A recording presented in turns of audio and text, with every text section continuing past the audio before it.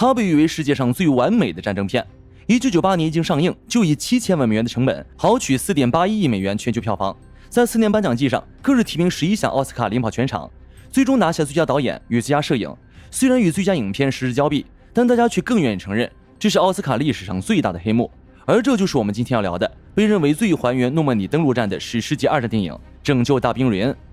在那個戰爭片還充斥英雄主義與火爆場面的時代，《拯救大兵瑞恩》一改常態，將戰爭的殘酷直面地呈現出來。特別是開頭長達近半小時的奧馬哈搶灘戰，由於其過分真實，一度讓走出影院的觀眾抱怨導演太壞了，開頭給我們放紀錄片。今天我將撕開影幕的外衣，大家看看《拯救大兵瑞恩》背後到底隱藏了哪些戰術細節，看看這部電影為何被譽為最完美的戰爭片。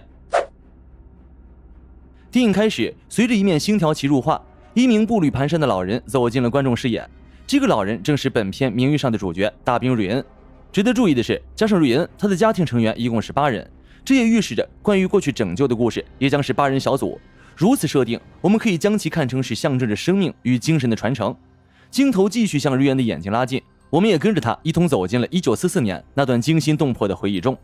1944年6月6日清晨，這一天是人類歷史上最規模的跨海2栖登陸戰——諾曼底登陸日。鉛灰色的天空陰沉的可怕，英吉利海峽洶湧澎湃的海浪瘋狂地拍打着美軍 LCVP 希金斯登陸艇，由湯姆·漢克斯扮演的第2游騎兵上尉米勒正渾身無法抑制地顫抖着握住水壺，周圍的新兵有的在剧烈嘔吐，有的在握着十字架瘋狂祈禱。當登陸艇的鐵門忽然落下的那一瞬間，噩夢毫無預兆地爆發了。迎接這些年輕士兵的不是沙灘，而是德軍隱蔽在堅固永備地堡裡的 MG42機槍。在這裡，斯皮爾伯格毫不留情地向觀眾展示出戰場的殘酷。大兵甚至連登陸艇的艙門都沒來得及跨出去，就在狹窄的甲板上被成排成排的撕碎，鮮血瞬間染紅了整艘小艇。面對高位地堡密不透風的縱深交叉火網，米勒上尉立刻命令所有人不要在艙門口擁擠，全部從船舷兩側翻進冰冷的海水裡。大兵們在混雜着碎肉和血水的浪花裡掙扎，很多人因為身上背負了超過30公斤的武器彈藥，一入水就直接沉入海底，活活溺死。殘存的士兵不得不拼命割斷武裝带，丟棄沉重的装備，好讓自己能浮出水面換一口气。就在这生死一瞬，如果我們將視線移開，聚焦在大兵們手中死死握緊的武器上，就會發現一個細節，那就是衝上灘頭的大兵手中的 M1 加蘭德步槍或者湯姆遜衝鋒槍的槍口都死死套着一個塑料袋，這絕對不是什麼道具組的低級失誤。美軍當時大量列裝的 M1 加蘭德步槍雖然是世界上第一款大面積服役的半自動步槍，火力遠超德軍的單發 KR-98K， 但它採用的是精密的導氣式結構，對作戰環境的要求無比苛刻。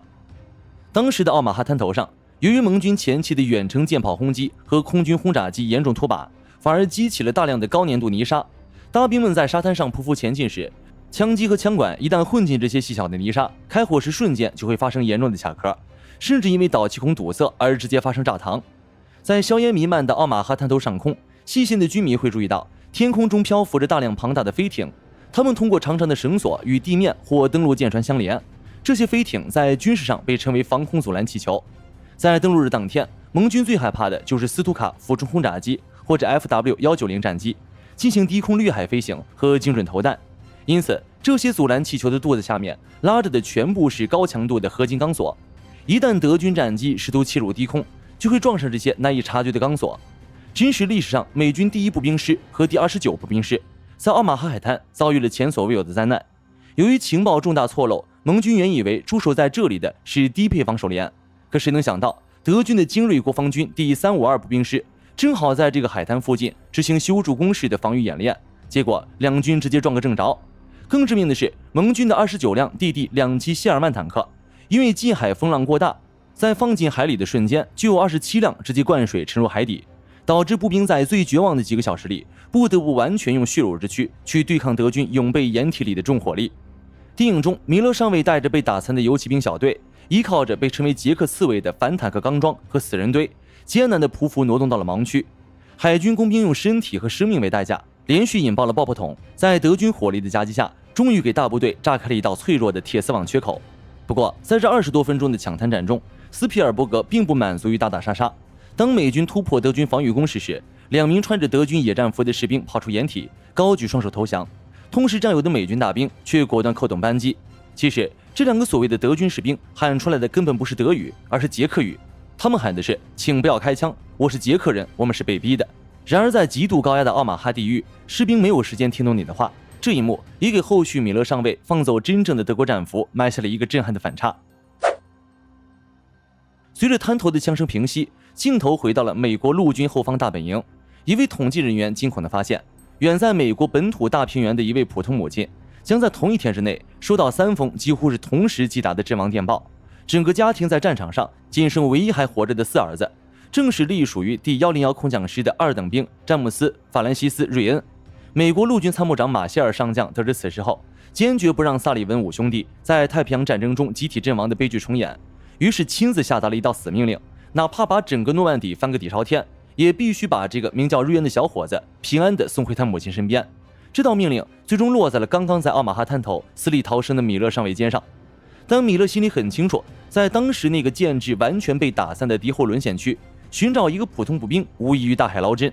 為了完成這個近乎荒謬的任務，他抽調了自己最信任的老班底，組建了一支8人搜救小隊。除了米勒上尉本人，還有經驗豐富的霍瓦特中士，滿腹牢騷卻戰力爆表的機槍手萊賓，富有正義感的猶太裔步兵梅利，在危機時刻能測風速算彈道的狙擊死神傑克森，老實敦厚的卡帕佐，技術過硬的醫療兵韋德，以及那個從未摸過槍只在後方負責翻譯的下士厄本。小隊深入敵後的第一站，來到了一個叫做紐維爾的小鎮廢墟。一處廢墟中央，一戶絕望的法國平民正試圖把自己的女兒推給美軍，希望他們能帶孩子離開這個殘酷的地獄。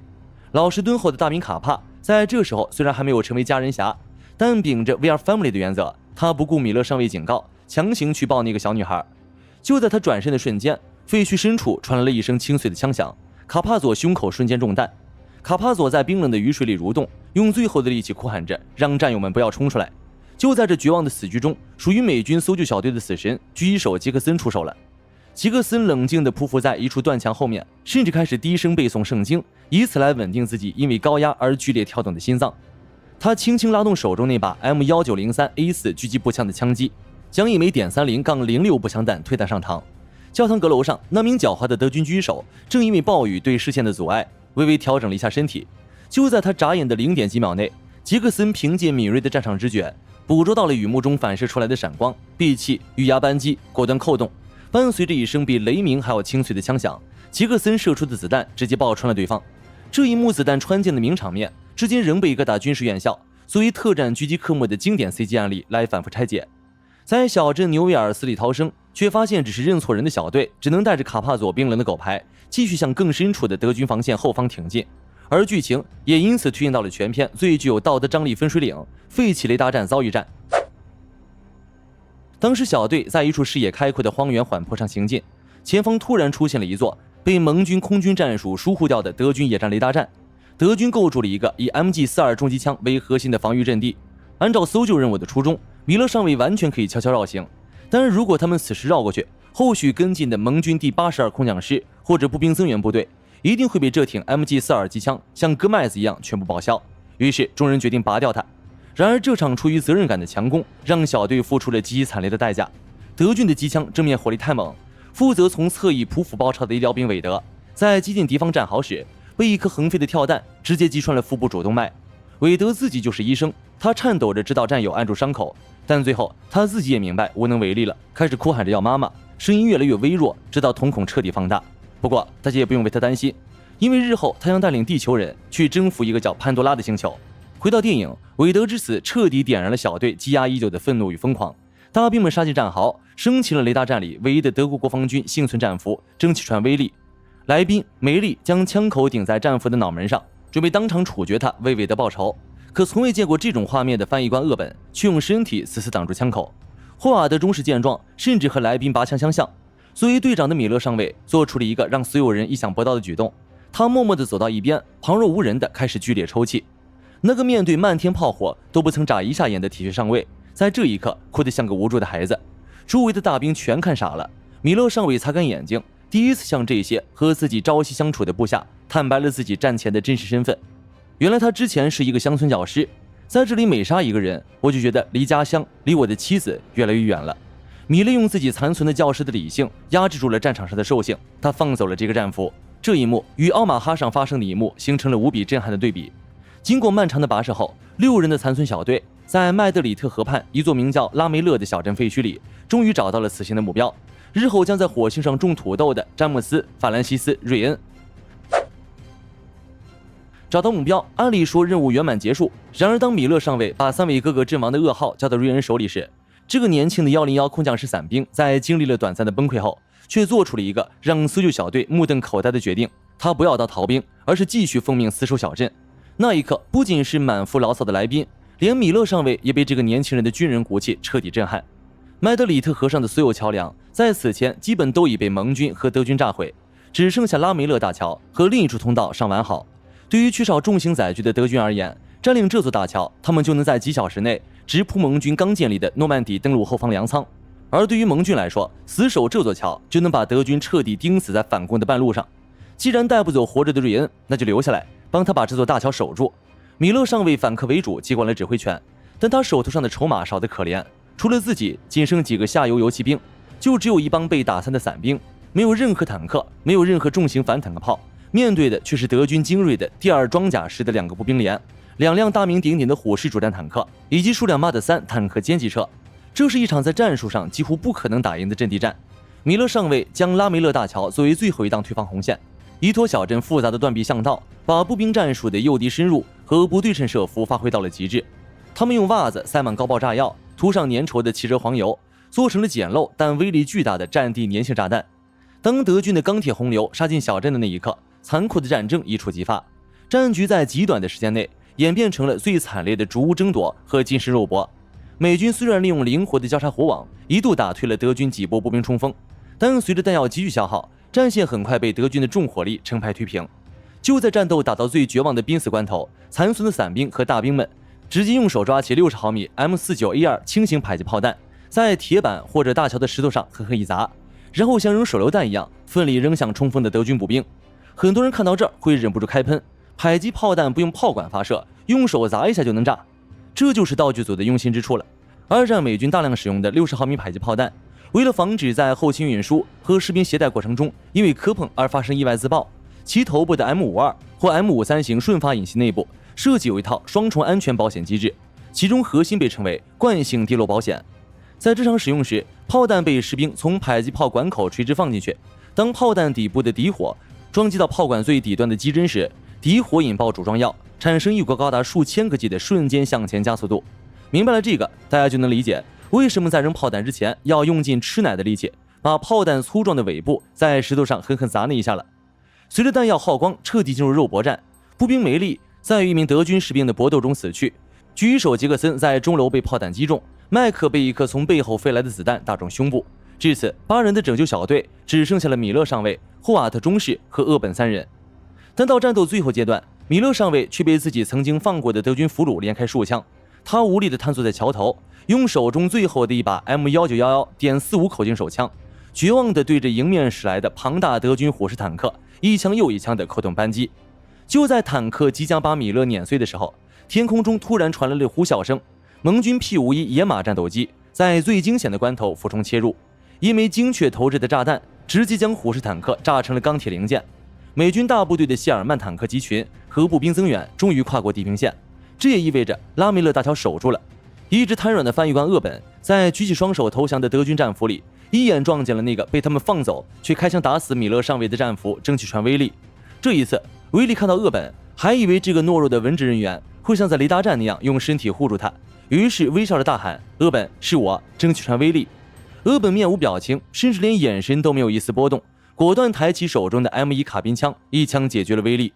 這一槍是厄本親手為自己死去的戰友和米勒上尉完成的戰地復仇，也是這個文職知識分子對自己靈魂內所有人道主義幻想的親手葬送。他放走了其他真正投降的德國士兵，默默地把槍背在身後。在這片被鮮血浸透的廢墟上，他以一種近乎毀滅的方式完成了自己的戰爭成年禮。電影的最後，滿身鮮血，生命已經走到盡頭的米勒上尉死死拽住瑞恩的衣領，他的手腕不再顫抖了，眼神裡滿是鄉村教師清澈的期許。他在瑞恩耳邊說出了那句震撼了整個影史界，也成了無數退伍老兵畢生最有名的絕響遗言： James, earn this, earn it， 好好活下去。當白髮蒼蒼的老年瑞恩帶着全家人長跪在米勒上尉那座白色大理石十字架前，哭得像個無助的孩子。他轉過頭，顫抖着問自己的髮妻：“告訴我，我過了一個有意義的人生嗎？告訴我，我是一個好人嗎？對得起他們嗎？”他的妻子溫柔地扶起他，輕聲說：“是的，你對得起他們。”看到這裡，估計第一次看本片的朋友都忍不住淚崩了。為生命而戰，正是8個人是否值得去拯救一個人這一爭吵了數十年的問題的答案。儘管米勒上尉諷刺地死於自己親手放過的德軍俘虜之手，但他用自己的生命捍衛了拯救更多生命的職責。米勒上尉如此，他的小隊如此，瑞恩如此，無數犧牲的士兵也是如此。拯救大兵瑞恩為什麼被譽為最完美的戰爭片？因為它不屑於說教，而是直接告訴你戰爭的殘酷。在颇為考究的孵化道和武器戰術之外，又飽含人性光輝。戰爭從來不是為了消滅生命，而是為了讓生命更好的活着。我相信這是觀眾看完電影後最刻骨銘心的想法。好了，關於拯救大兵瑞恩的故事與軍事細節到這裡就結束了。整理資料不易，感謝大家的觀看、點讚和支持。看完本片，大家有什麼想法，可以在評論區留言討論。咱們下期內容不見不散。